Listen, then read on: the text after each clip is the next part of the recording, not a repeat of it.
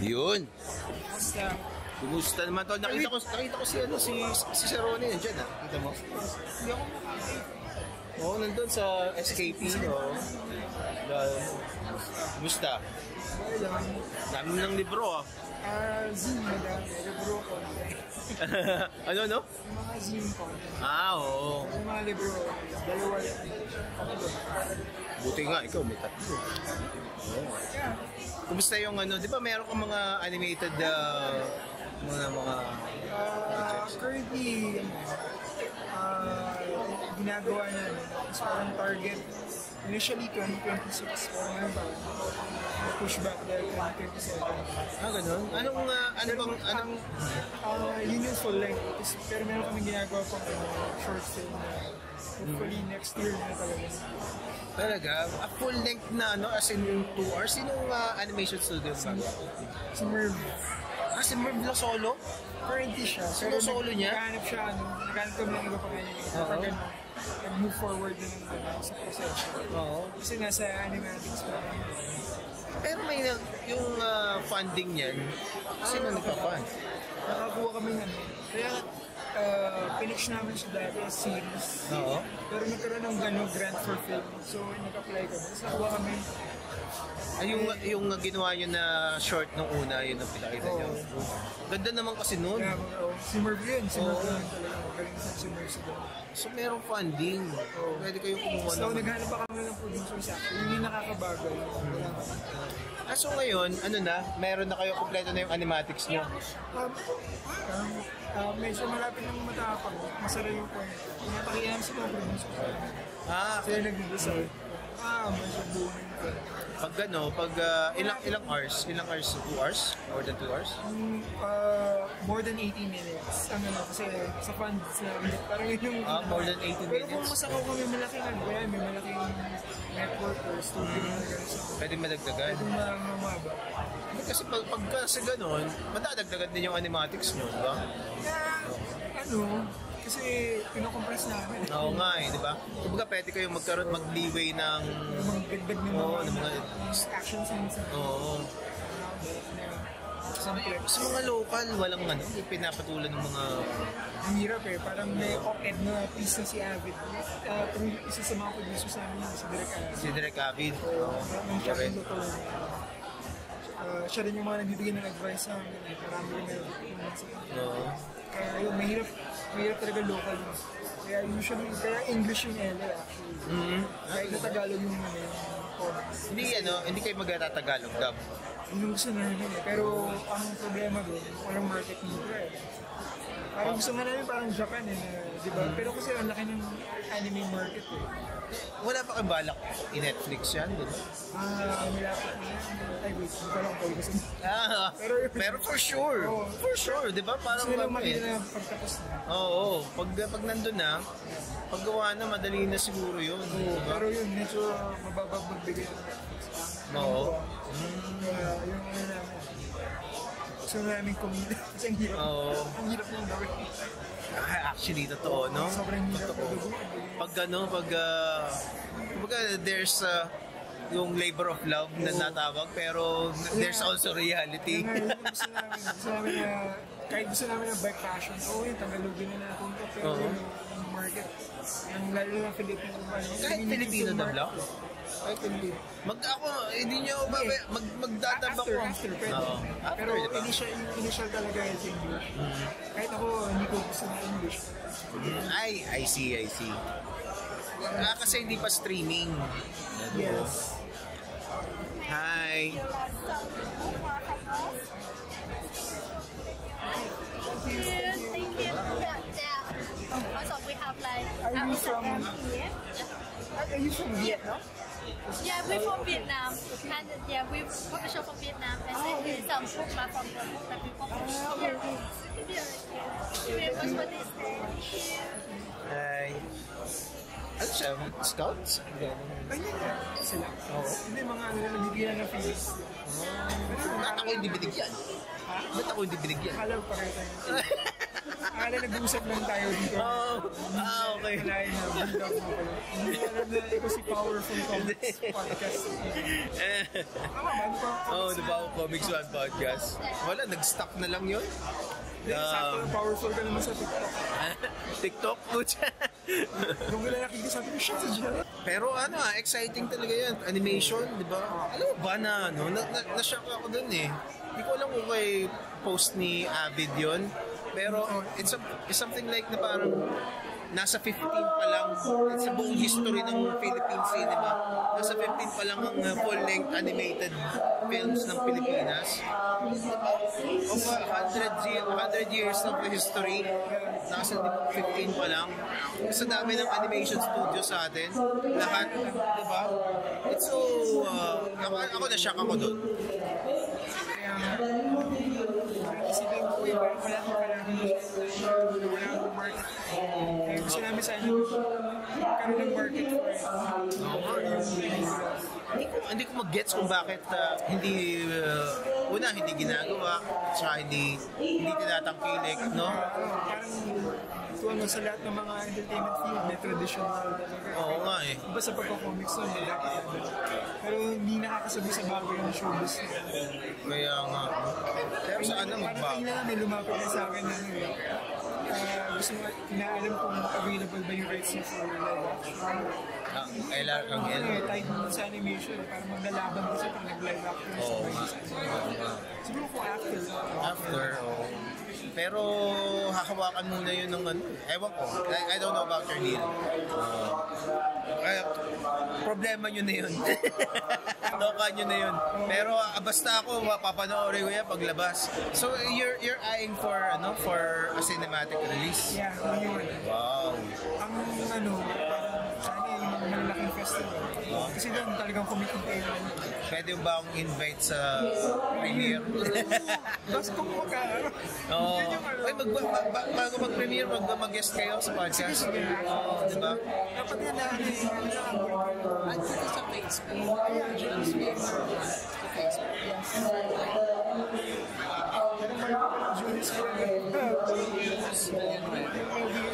Ito yung meron tayong 21 friends in common.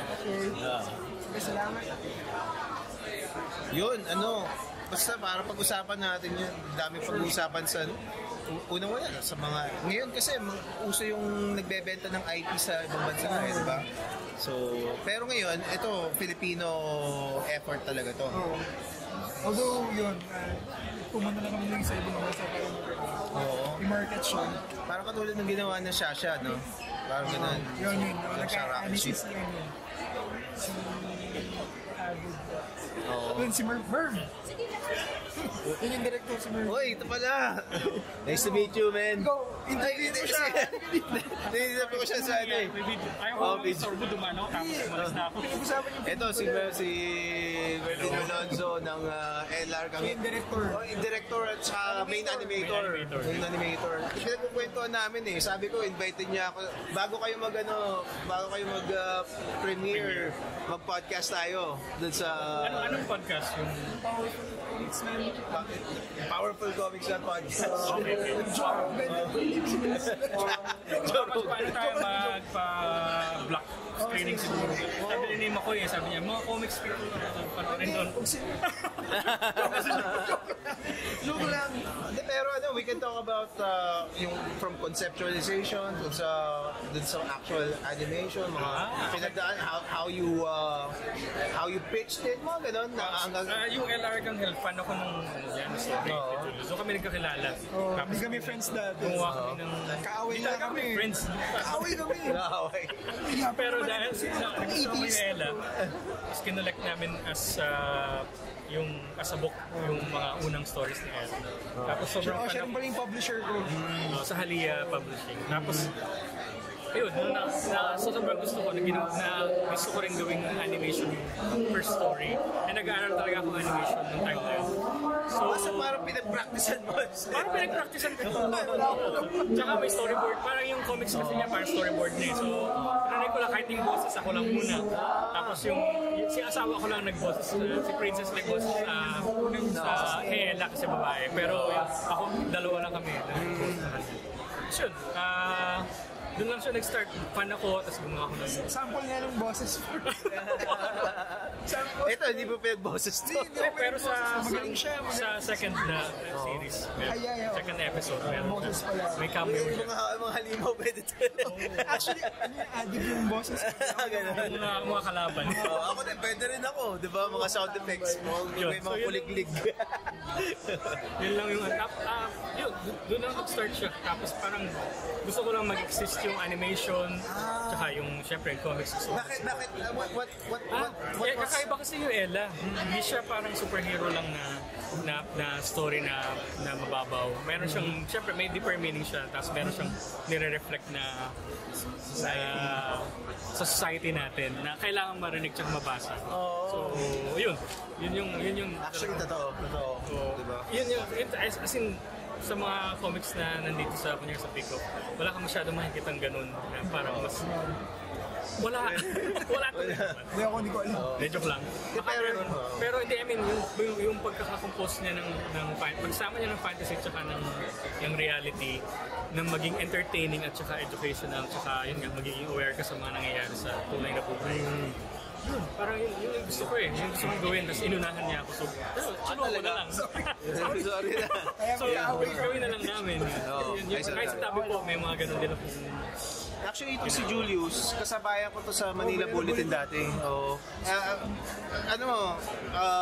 Paborito ko yung Life in Progress na to. Galing mo ng works eh. Dami na eh. Life in Progress. Sipag niya. May Life in Progress ka ba? Hindi ka na ginagawa. Doon ko siya nakita na parang kasi iba yung yung writing niya nung panahon na lalo na dati. Bihira pa lang yan. So, nung ginawa niya yung LR Kahel, pag-ano to Tapos sa akin, parang iba na yung drawing ni Julius. Nag-aral na Tapos biglang may animation. So, grabe to si Julius. Big time, Yung pa Magaling kasi siya. Maganda yung animation. Laman naman yung important. I mean, Hindi. Magkasama siya for men substance huwag na tayo maging humble. Oo. Maganda kasi akala mo na hindi mo akalain na isang tao yung gumawa ng animation. Akala mo isang tao lang talaga. Actually, totoo. Na may manic disorder. Kasi ako nag-animatics ako, nag-storyboards ako, nasa animation. I know how hard it is to... Marvel ka ba? Hindi ko. Nasa sa tawag doon, advertising. Pero parang tayo. Yun ang main source of income. Advertising. Oo nga eh. So yun, basta, it's, kasi hindi lang yung drawing at saka animation yun yung soundtrack, diba? Yung, iisipin mo lahat, yung dubbing. Yes. So, pati yung pagdidirect, it's 1,000 skills you need to make coherent, diba? Kaya mas madali pag isang tao lang gagawa para wala na. Actually, totoo, no? Communication, alam ko na yung vision. Pero hindi naman, at the same time, hindi din madali kasi isa lang yung kamay mo, isa lang yung mata mo. So, isang tao na may personality. Pero kung sobrang pagnanais namin na mag-exist yung animation, parang kahit na ako lang, pwede. So yung animatics, Hindi. Kailangan mo sige. Kita lang tayo, text message na. Sige. Contact mo muna si Juliet. Sige. Yun, Erwin Malonzo. Podcast tayo pag matatapos na. Ako matagal pa yun. Basta, kontrata na yan, ha? Okay, sige. Ano na yan, blood compact na natin yan, Julius Villanueva, ha?